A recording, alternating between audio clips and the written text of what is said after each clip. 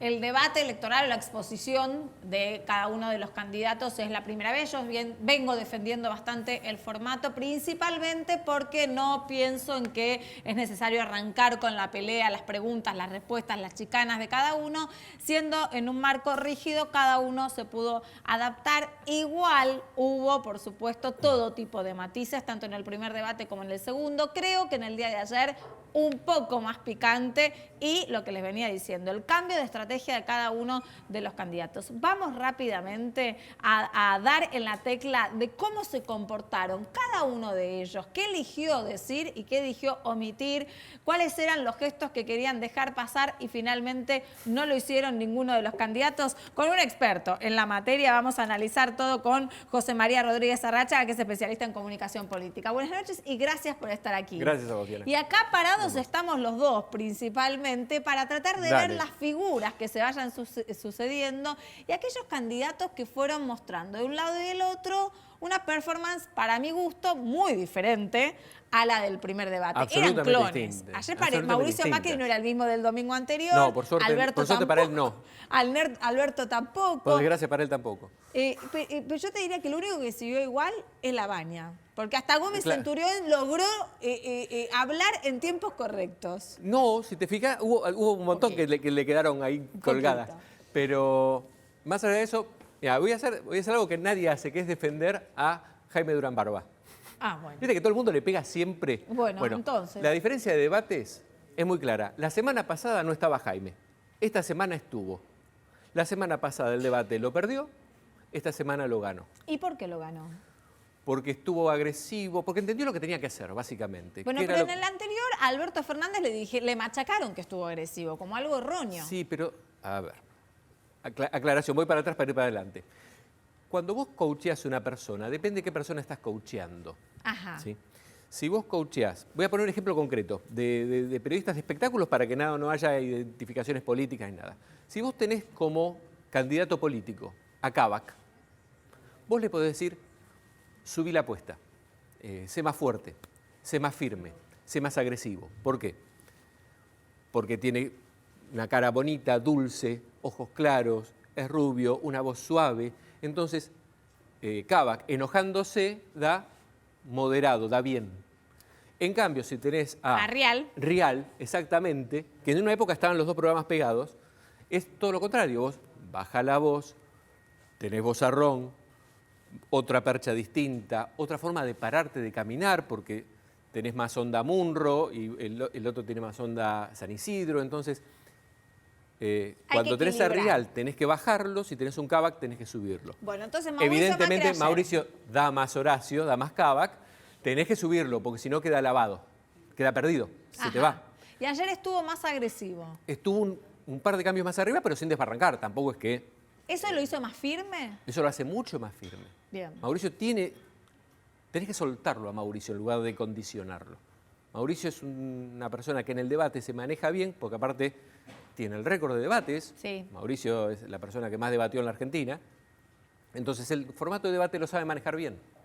Y cuando le soltás la presión de haz esto, decir lo otro, hacer aquello, y le marcas nada más que 2 o 3 pautas y lo coacheás con eso, entiende mucho mejor el juego. Ahora, usó bien las manos, la mirada no se le iba demasiado abriendo los ojos. Eso es cuando se cuelga, eso es cuando se aburre. O cuando se pierde el discurso. Cuando se aburre. Cuando se aburre. Mauricio tiene un problema que se aburre rápido y fácil. Es un tipo inteligente y se aburre rápido y fácil. Mira. Es la única persona que conozco que se aburre de escucharse él, por ejemplo. Claro. Bueno, se escucha él y llega un momento que si lo dijo 2 o 3 veces, ya ¿por qué tengo que repetir esto? Y bueno, porque la gente no lo escuchó, bueno, y ya se empieza a hablar por adentro mismo. Vamos a ver a Alberto.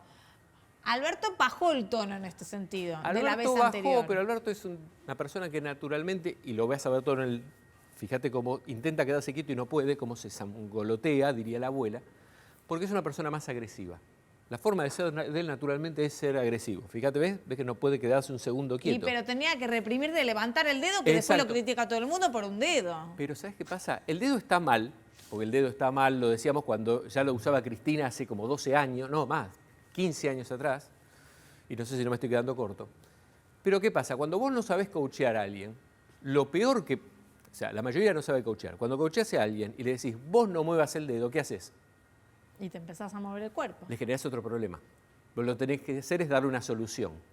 Ajá. El darle la solución a la persona, que sea la solución adecuada, correcta, para que el otro la sepa hacer, es complicado, porque tenés que saber del tema, no podés improvisar. Ejemplo, Obama, para comunicarse, para afirmar lo que Alberto hacía con el dedo, ¿qué hacía? Hacía como que lanzaba una bola curva de béisbol. Entonces no es lo mismo hacer esto hacía este que hacer movimiento, esto. ¿sí? Que a nosotros no nos va a salir igual. Pero Obama, si te fijas lo que hace esto. Ajá. Claro, le dijeron a Cristina, ¿sabes qué? Obama, para afirmar las cosas, hace como que lanza una bola curva. Y son los memes que quedaron de Cristina con las manos así. Así. Bien. Porque no le podés dar cualquier receta a cualquier persona. No nos vayamos por las ramas. En este sentido, Alberto principalmente, hacía bien, como lo tenía al lado en esta oportunidad a Mauricio, se notaba que le hablaba. Entonces, perdía la cámara y constantemente iba a verlo. Hacía mal porque tu público no es Mauricio en un debate, tu público es la cámara, tu público es los 40 millones de argentinos que te están viendo. Bueno, en este sentido vamos a ir a las dos principales, porque Mauricio Macri y Alberto Fernández ambos se adjudican el haber ganado el debate. ¿Cuál es el análisis así global, rápido? No sé en qué se basa Alberto para decir eso. Para vos no lo ganó. Pero de ninguna manera. Aclaración, así como la semana pasada en varios medios dijimos que no lo había ganado nadie, que cada uno había tenido su segmento. Este debate, salvo, ahora me voy a olvidar qué parte específica, que fue la única que estuvo muy flojo Mauricio Macri, que creo que fue vivienda, si mal no recuerdo, que ahí hizo agua un poco, se perdió bastante, pero salvo esa parte, ganó todos los demás tramos tranquilamente. En algún momento estuvo muy bien Esper con la pregunta contra Alberto. La descapitalizó un poquito en una idea que es medio extraña, porque en algún punto está bien, que es lo de juntarlos en la misma bolsa a Mauricio y Alberto. Son iguales, se deberían abrazar, dijo. Pero en algo algún así. punto eso también le hizo perder algún voto. Ajá. O sea, no, Seguimos, vamos a ver Roberto Labaña, vamos a ver Roberto Labaña, que en el primer debate estuvo bastante desperfilado y aparentemente en el segundo también. También. En este debate peor porque Pobres en un momento se perdió, directamente se perdió. Una aclaración a todo el público. Estos debates, que en realidad no son propiamente debates, porque no hay un debate, no hay una interacción, son guionados.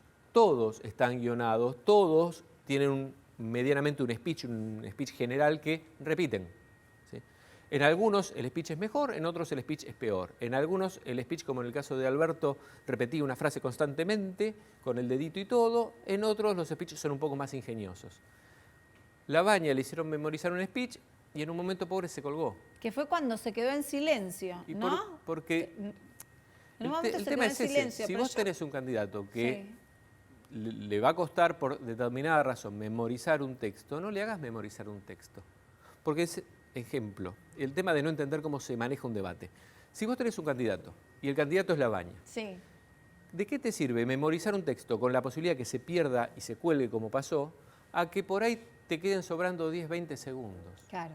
¿Cuál es el problema? Bueno, es también, ¿no? Labaña. Otro que no lograba encajar mucho con el tiempo en este sentido. Y por lo que veo, después de haber visto a Alberto, a Mauricio y en este caso a Labaña, todos eligieron los mismos tonos de entre los celestes Y debate tenés y que los estar, azules. debate tenés que estar traje azul, camisa blanca, corbata azul o roja, salvo Mauricio, que es el capricho de la gente, que básicamente de Marcos, de la camisa celeste, porque Claro. los celestes los ojos, pero le saca peso y le saca fuerza. Ajá, pero si no, en esa gama fueron Tenés todos que estar correctos. traje azul, camisa blanca, corbata fuerte. Seguimos con los candidatos que se fueron dando. Vamos a ir a Del Caño, todo lo Bueno, contrario. claro. Ni saco oscuro. Bueno, Del Caño no es- Perdón, saco claro y camisa oscura y sin corbata. ni saco, ni corbata, ni traje, ni debate. O sea, Pero estuvo mejor que en el primero Del Caño. Del Caño sigue siendo un chico que grita en el fondo del aula. O sea, Del Caño tiene esa impronta de, para ser disruptivo, gritos del fondo del aula. En mi mirada, en mi análisis, lo que yo te digo, José, es que lo vi con menos miedo que en el primer debate. Sí, eso seguro. Bastante con menos miedo que en el primer debate. un poco más firme, menos impostado que en el primer debate. El primer debate lo actuó directamente. Lo actuó directamente. Ayer estuvo más de lo que representa, que es la izquierda argentina. Quizás no en las ideas, quizás no te convence en ese sentido, pero en el otro lo vi un poco más firme, un poco más sólido, ¿o no? Sí, pero vuelvo a lo mismo. Le falta, vos es esa decís. impronta de grito desde el fondo del aula, entonces tiro tizas y me hago el malo. Ese es el perfil que busca dar. Y es un perfil que por ahí te sirve para fidelizar 2 o 3 votos de la gente que le gusta eso, pero bueno, digamos que si vos tenés una fuerza que tiene un 2-3% de votos y lo que querés es hacerla crecer, hablarle a los mismos que ya te votan no tiene mucho sentido. Y en este caso, lo que hizo Del Caño es eso, es jugar para su propio público. Vamos finalmente, bueno, nos quedan todavía un par más, pero a Gómez Centurión. Gómez Centurión, que en el primer debate, pobre, no le daba mucho con los tiempos. Ayer se logró reacomodar un poco, salvo en algunas oportunidades. Pero modular le cuesta. Le cuesta mucho, yo tengo entendido que tiene un problema en la mandíbula por su actividad, creo que incluso por su actividad en Malvinas, no estoy seguro, me dijeron eso, no sé si es verdad. Pero tiene un problema en la mandíbula, obviamente, no sé si ese es el motivo, pero sí tiene un problema en la mandíbula, entonces le cuesta mucho articular y hablar. Eso hace que muy difícilmente se entienda y muy difícilmente pueda transmitir bien lo que quiere decir. Eso sumado a que la televisión no es lo suyo, no entiende del todo la comunicación, tiene algunos principios correctos o equivocados, pero muy firmes, es un tipo de convicciones muy firmes, con lo cual tampoco creo, no sé cómo fue el caso, pero tampoco me lo imagino muy permeable a que alguien lo coachee. Claro. No me lo imagino aceptando de buenas a primeras que alguien, por decir una barbaridad, cosa que estaría pésimo, pero que alguien venga y le diga, bueno, ponete una peluca, o peinate de tal manera, o usá tal corbata. No lo creo una persona dispuesta a escuchar ese tipo de consejos. Ajá. Bueno, finalmente tenemos a Espert, que me da la sensación que tanto en el primer debate como en el segundo tuvo una performance más lineal, más equitativa entre un debate y otro. Eligió una corbata roja en este sentido. Sí, las dos veces... Poco revolucionaria el rojo, ¿no? Sí, Para lo que pero es también podría decir que la corbata del Partido Conservador. Bueno. Pero mejor que la semana pasada, que tenía una corbata que alguien podría decir que era la bandera norteamericana, estuvo. La semana pasada la corbata para mí fue una gaffe importante, más que nada por la asociación que le puede hacer la oposición, pero le fideliza los votos propios. Y después yo esperaba un poco más. ¿Por Le qué? faltó, porque es una persona muy capaz, una persona con muchos años de televisión. José José viene trabajando en televisión desde la época de Mariano y Bernardo. Desde esa época Esper ya habla de economía en televisión. Entonces, una persona con 30 años de televisión, pensé que en el debate iba a ser un poco más suelto, pero le pasó en el primer debate mucho que la emoción de verse en el debate, lo dijo incluso, le jugó un poco en contra, suele pasar, y en esta estuvo un poquito más calmo, como que ya el primer debate pasó, ya los nervios pasaron, pero no le sacó el jugo a todo el potencial. Los mejores momentos de Esper fueron lejos cuando se puso a explicar cuestiones económicas con una mecánica y una impronta muy de profesor universitario, que es lo suyo. Bueno, después de ver todo esto lineal, te invito a que me acompañes a la mesa. Vamos a también hablar sobre el contenido de lo que surgió en este segundo debate, donde hubo diferentes temáticas. Primero voy a saludar a mis compañeros de todas las noches. Nicolás, buenas noches. Facundo, buenas noches. Buenas noches. Y vamos a agradecer la presencia de Sebastián Pilo, que es codirector de ASIG, la Asociación Civil por la Igualdad y la Justicia. Es precisamente una asociación que viene convocando a diferentes candidatos y líderes políticos y sociales para sumarse a un acuerdo social anticorrupción. Buenas noches, gracias por estar aquí. Buenas noches, gracias por la invitación. ¿Nos podrías contar cuál es el espíritu un poco de la asociación? Sí, básicamente lo que proponemos con este acuerdo, la asociación tiene objetivos bastante más amplios, pero en ese contexto lo que nosotros identificamos es, bueno, hace muchos años que la corrupción aparece en la tapa de todos los diarios, que es un tema que se discute en los cafés, que es una condición de éxito o fracaso una propuesta política, y sin embargo no hemos logrado transformar ese nivel de compromiso, de estadio en la agenda, en la temática, en políticas públicas que permitan revertir efectivamente las condiciones que posibilitan que la corrupción no sea detectada, no sea prevenida, no sea condenada eventualmente. Entonces, lo que básicamente planteamos es, bueno, ¿por qué no nos tomamos en serio esta agenda? ¿Por qué no impulsamos para que en los próximos 4 años no nos pase lo mismo? Que es que hablemos mucho del problema, pero no podamos cambiar las condiciones estructurales. Sebastián, vos recién dijiste, ¿por qué no nos tomamos en serio estos temas? ¿Y vos crees que en el debate de ayer que se trató de la calidad institucional, se tomó en serio el tema? Mira, respecto a este punto le pasó al debate lo que le pasa en muchos otros puntos, que es que no logra ser la herramienta que necesita la ciudadanía para saber qué es lo que los candidatos se proponen. Quizás con la excepción de algunos candidatos más marginales en términos de la oferta electoral, que son más claros en términos de cuáles son las propuestas que se imaginan llevando al poder, llevando al gobierno en la eventualidad de ser electos. La verdad es que los candidatos que están con más chances de acceder al poder... Alberto y Macri, ¿te refieres? Sí, Alberto y Macri fundamentalmente tienden a eludir tomar definiciones claras respecto de las políticas que van a implementar. Y es un problema, no es un problema solo para las políticas anticorrupción, es un problema a los efectos de poder analizar qué tipo de propuestas uno está votando, ¿no? Porque el debate debería servir para eso, debería servir para que la ciudadanía se informe, acceda a información y esa información sea utilizada a la hora de decidir a quién votar. Bueno, la verdad es que en general, y salvo algunas excepciones, los candidatos fueron particularmente elusivos a adoptar definiciones respecto de las políticas que van a implementar en caso de ser electos. Las políticas anticorrupción no fueron la excepción en esto. Y sí, efectivamente, hubiésemos querido, como en otras cosas, también en materia de transparencia y anticorrupción, hubiésemos querido que haya definiciones claras respecto de qué es lo que se va a implementar en el futuro. Nicolás. La verdad... ¿Qué tal, Sebastián? Cuando uno ve la dinámica que se está manejando, generalmente la mayoría del público, los 32 puntos de rating que sumó el debate entre las distintas transmisiones, es público que ya tiene más o menos el voto definido. O sea, uno podía verlo, los que apoyaban a un candidato y no estaban al otro y viceversa. Realmente da la sensación de que lo que importa en estas elecciones, la corrupción pasó a un tercer, cuarto, quinto lugar. ¿Realmente están así? O sea, no podemos vivir con cierta normalidad de que la corrupción no sea un tema secundario cuando aprieta tanto la agenda económica.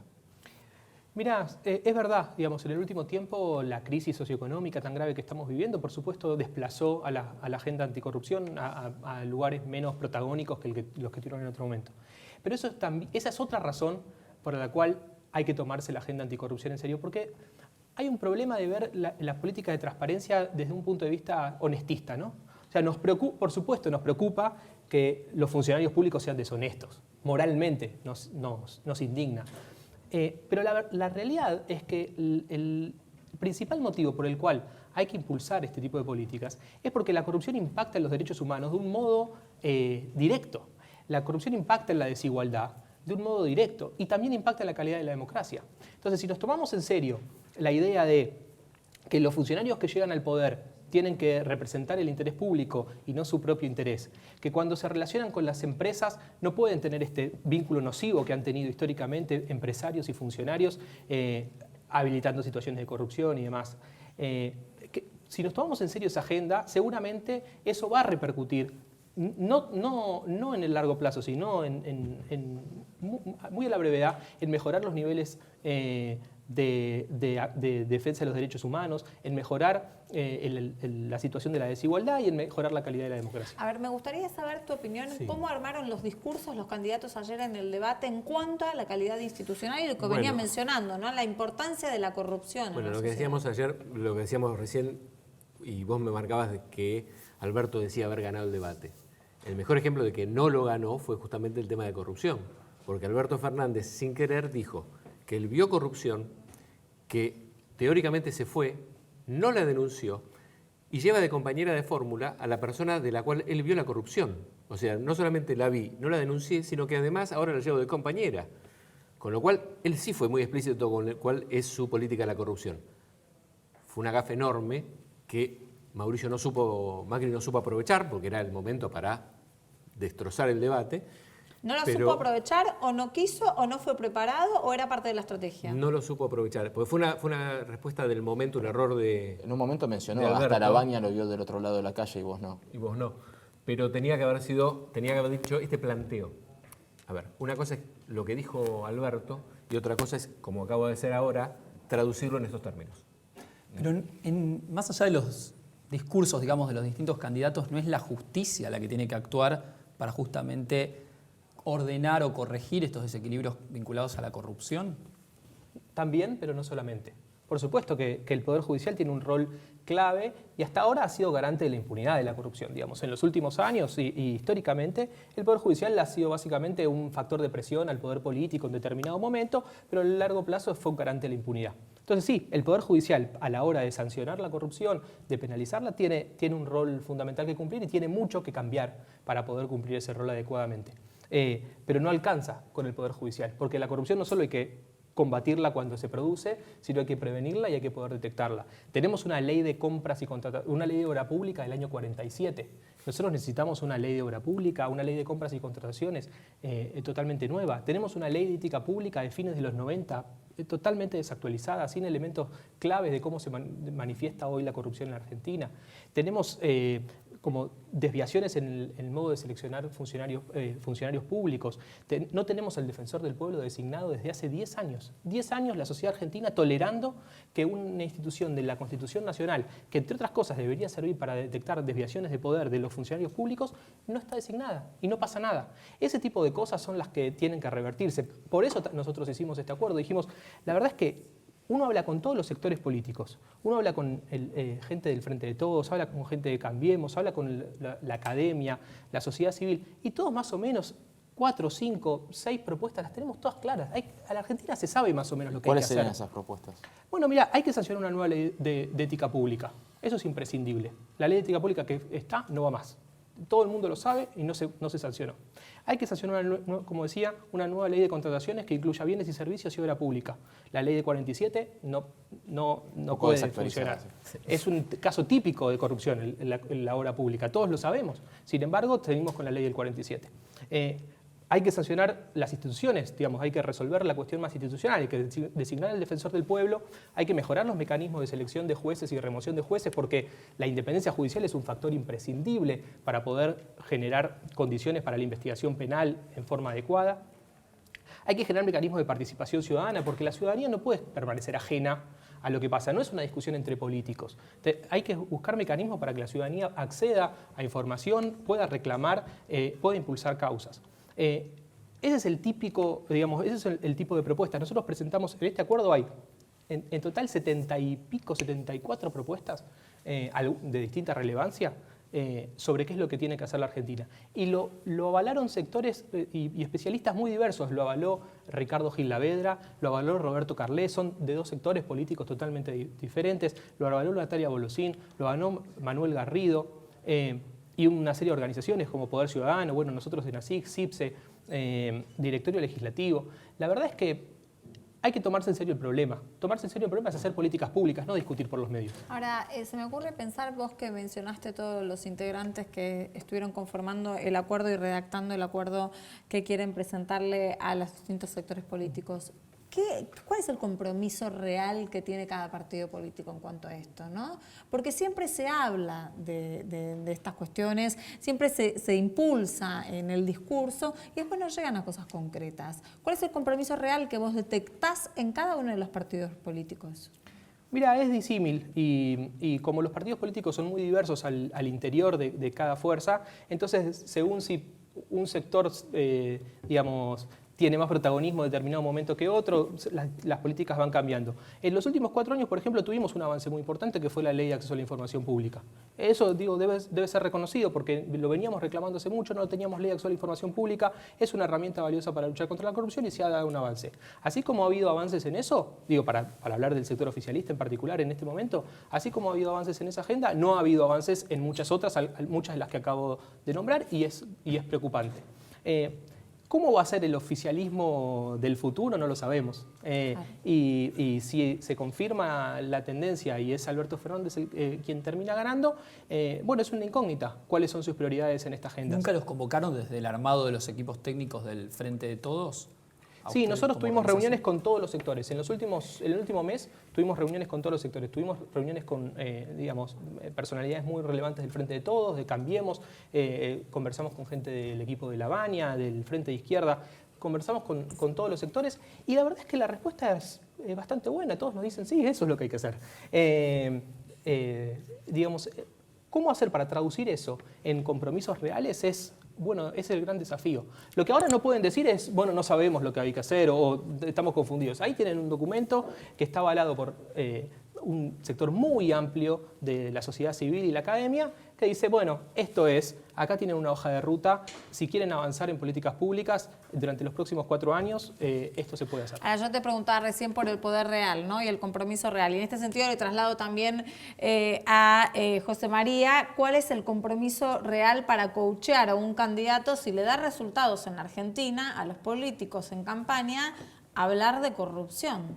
Bueno, evidentemente, cuando la agenda se distiende, sí. Cuando la agenda es económica, lo vimos recién, no. La gente vota con el bolsillo. O sea, en esta elección la gente está votando con el bolsillo, con vergüenza, justamente por temas éticos. No me acuerdo si te lo comentaba vos, pero lo hablamos con un montón de colegas. Esta elección le pifiamos todos en los pronósticos, porque el voto vergüenza fue tal, o sea, la gente votó a Alberto con tanta vergüenza que ¿cuánto pasaron de las PASO? 3 meses ya casi. Poco menos. Poco menos. Yo todavía no encontré un solo voto de Alberto Fernández, te lo juro. Un solo voto de Alberto Fernández. Toda la demás gente me dice que no. Qué raro lo que están diciendo, porque en general antes de las PASO decían que el voto a vergüenza iba a ir para Mauricio Macri. Y ahora me decís que el voto a vergüenza evidentemente fue por ahí, porque yo no conozco a nadie que haya, en serio no conozco a nadie, después te voy a decir que sí, que conozco gente que lo votó porque te lo empieza a defender. O sea, te dicen, ¿a quién votaste? No, voté a Esper, que si Esper lo hubieran votado toda la gente que me dijo que votó a Esper, ganaba por 120% la elección. Pero te dicen que no lo votaron, que no votaron a Alberto porque justamente los problemas éticos le dan mucha vergüenza. Pero el bolsillo les importó más y votaron con el bolsillo sabiendo los temas éticos. Por eso es el día de hoy que no lo reconocen. Después te dicen, bueno, pero el peronismo nunca confiscó. Con el bolsillo y con la situación social. O sea, yo entiendo que la economía es lo que atraviesa todo, pero la situación de pobreza que está viviendo la Argentina realmente se palpa constantemente. Sí, es imposible ir a un voto el desencantado, aquel que sí votó a Mauricio Macri, de la clase media, que ahora bajó de clase, bueno, que se empobreció y que tiene que pagar medicamentos que no puede pagar. Esa situación es insalvable. Ese es el que te digo que dice que lo vota Esper, pero en algún punto votó Alberto. Porque te lo niega, pero después te lo defiende. Cínico. Sí, no, me preguntaba respecto de, más allá del coacheo, ¿no?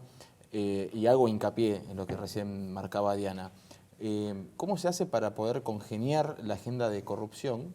Porque no es que desapareció de la agenda, hoy no es la prioridad, pero sigue estando en el segundo lugar de las 3 cosas que más preocupa a cualquier argentino. Total. El tema es el siguiente. Si vos lo que me preguntás es si vos podés hacer campaña, si vos podés hacer campaña igual desde la corrupción y desde la ética, aún con dificultades económicas, la respuesta es obvio que sí, pero sabiéndolo hacer. El gobierno hizo una muy mala campaña con temas éticos que podía destacar a pesar de la agenda económica, pero no lo hizo. Hizo obra pública, claro. No la comunicó. Hizo, como bien señalaba él, cosas en materia de corrupción que no se hicieron. ¿Las comunicó? No.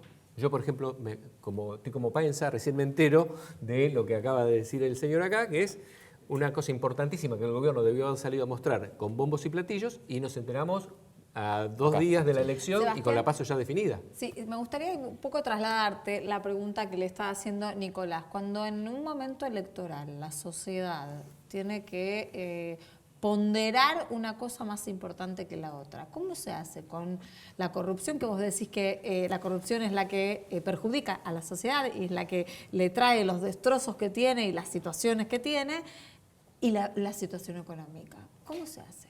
Mirá, o sea, la situación económica tiene muchas explicaciones. Y yo no soy el mejor para explicar por qué estamos así en materia socioeconómica. Lo que estoy seguro es que una de esas razones es tolerar que todos los fondos que debían ir a las políticas públicas se desvíen para fines particulares, de quien fuese. Porque además distorsiona los mercados. O sea, una empresa no es solamente una cuestión de cuánta plata se va, cuántas escuelas se podrían hacer con la plata que se lleva al bolsillo un funcionario, que no es poca cosa, sino que distorsiona el mercado. Cuando un empresario le paga una coima a un funcionario para quedarse con una obra que no es quien está en mejores condiciones de llevar adelante, porque el que ganaría sin la coima es otro. Está distorsionando el funcionamiento del mercado y eso explica en gran medida la situación que tenemos en materia de crisis socioeconómica. Lo mismo digo, Porque tampoco es que hay que asociar corrupción a coima. Cada gobierno tiene su propia tipología, ¿no? Claro. de corromperse. Digo, situaciones como conflictos de interés generalizados a la hora de tomar decisiones públicas, que son más el tipo de críticas que se le hacen a esta gestión, también son preocupantes y tampoco tenés buenas normas para prevenirlas. Entonces, ese tipo de cosas, digo, en la medida que nos demos cuenta de que este tipo de fenómenos tiene un impacto directo en el problema socioeconómico que vivimos, bueno, seguramente vamos a incrementar el régimen de escucha para con este tipo de Yo cosas. le quiero agradecer a los dos el haber estado aquí, pero no quiero dejar de largo algo que dijo José María recién, que es esto de que no está tan informado sobre él, que es una persona muy informada y me consta, del Acuerdo Social Anticorrupción. ¿Cómo hace la gente para enterarse? Bueno, tenemos un sitio web que es acuerdoanticorrupción.org. Ahí están las 74 propuestas, los 16 ejes temáticos, las 7 secciones. Ahí se puede adherir, se puede impulsar para que el pedido a los candidatos para que adhieran. Lo que queremos sacar de este proceso electoral y de los compromisos del nuevo gobierno es poder sentarnos en una mesa de trabajo, tener un documento sobre el cual avanzar y seguramente son propuestas que no se pueden implementar de un día para el otro, pero si la ciudadanía se compromete, exige, pide, tenemos la posibilidad de generar una hoja de ruta de políticas públicas para los próximos 4 años para que en el próximo gobierno sea solo una cuestión de evitar desviaciones de personas, sino una cuestión sistémica como es ahora. Bueno, gracias, buenas noches. Gracias también, Gracias José a María, vos. buenas noches. Nosotros vamos a un corte, enseguida regresamos. Prepárense porque vienen 2 bloques muy interesantes en Hoy Nos Toca la Noche.